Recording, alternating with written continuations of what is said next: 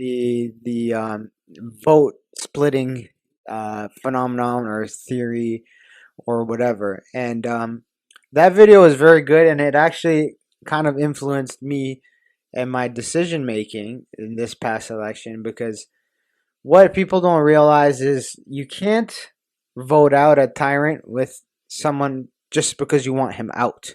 That doesn't solve the issue that we Look at have. the United States. That's Yes. worked out real well for The issue that we have in Canada specifically is that we basically, and I think you said this last time we talked, we basically just get tired of one guy and vote in another guy.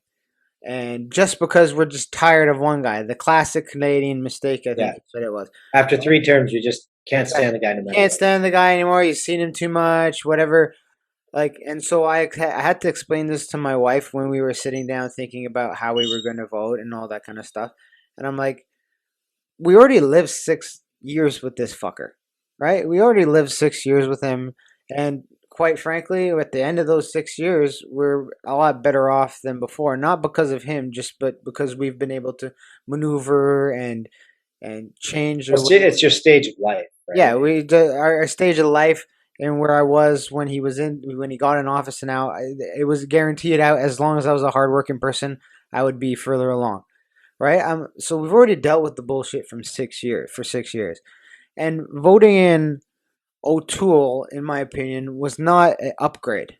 It wasn't an upgrade. It was either the same or could have potentially been worse because of the path he took in his campaigning. Flip-flopped on everything. Flip-flopped on everything. You couldn't tell if he was left-leaning, right-leaning. You couldn't tell.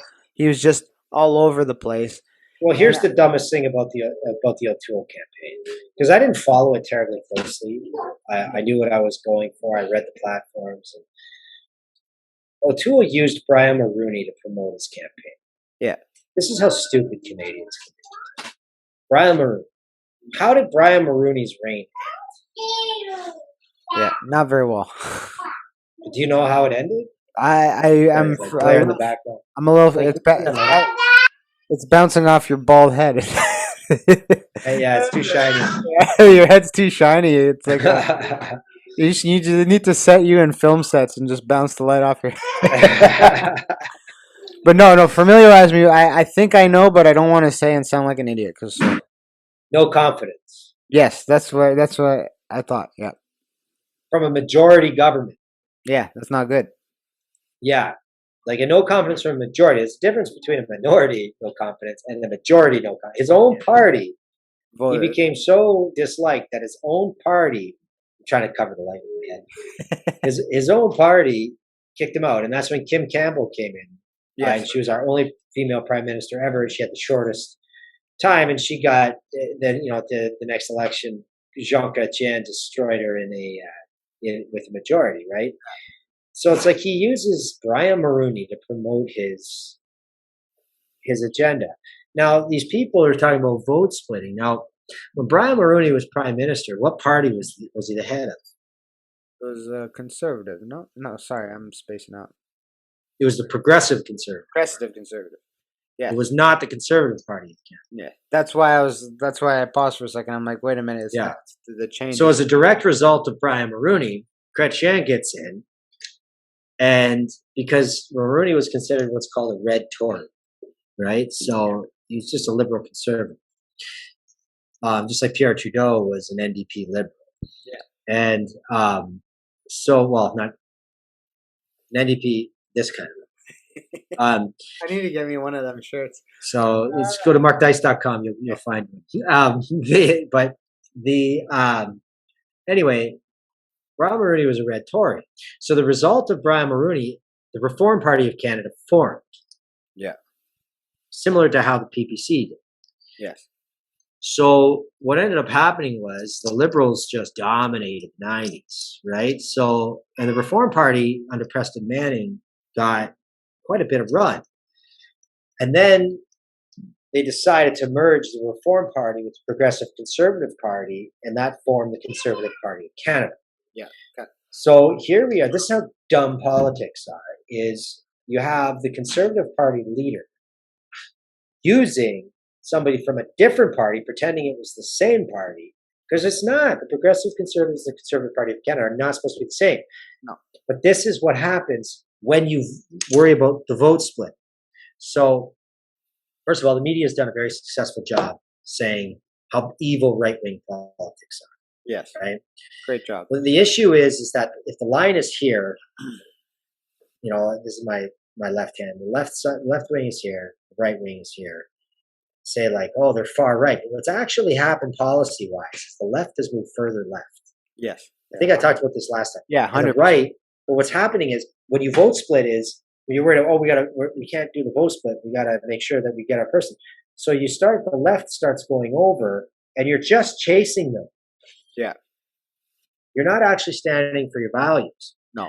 So it's not that it's far right. It's just still right. And what is right? It's technically it's true liberalism, which is individual rights and their rights to property ownership and all that, and respect your neighbor and blah, and blah, that's blah. what I explained to Becky when we were talking about this, was that when this election that just happened, when we wanted to vote, we were very torn because, like we were just talking about, the Conservative Party is not the Conservative Party anymore, right? And so we were very torn to find how our values and how change we wanted would be represented, right? And what I told my wife is that, and this is the kind of election you don't just vote to get somebody out because you want them out, and you look at the platforms, they're very similar.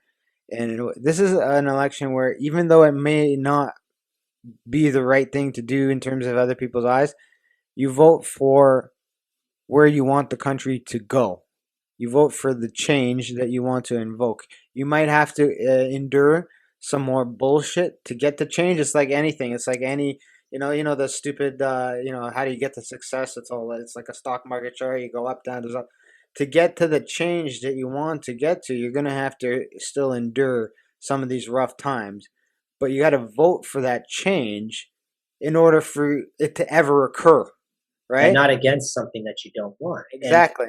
And so that's why once I saw that video and I heard the explanation and I thought about it in my head over and over and over, and I'm like, how I voted is nobody's fucking business, but I voted for change. Look at that, how it is. Look at what the landscape was. I voted for the change that I wanted for my kids growing up in this country, if we even stay here for them to grow up, which is pretty much no right now or not. I voted for that change that we wanted. I didn't vote just to get the guy out. The guy will get out when he gets out, right? I voted for the change that when he does get out, this is where we want to end up too. And I think that's where a lot of people were lost with that frame of mind. All they're doing is playing the game and just allowing their values to get pulled over. Exactly, yeah. If you vote based, you can't possibly split a vote. No, I don't think it's if you vote based on your values and the platform that you like. If it's on the same, if it's in the same group of plebes that the group of plebes you're in is divided in two, whichever of that group of plebes you feel is best represents you, you vote for it. Yeah. And same on the other side, and then maybe the other side just avoids doing that. Sooner or later, it's going to happen. There, the pendulum always swings. The problem now is they're trying to cut the pendulum out. Yes. They're trying to remove the pendulum. Yeah. And it's sad how people are falling for this. Why are people it's been so upsetting to see young people on Facebook, on Instagram, on YouTube referring to the rights as privileges. Yes. Yeah. If you want your privileges. Enjoyed that clip, please head on over to the link below to my YouTube page and watch the rest of the podcast. If not, you can always find me on Spotify or Apple or Google Play or all those. We're on everything. Download, listen in your car, get it going. Thank you for the support. Please like, share, and subscribe. Have a great day.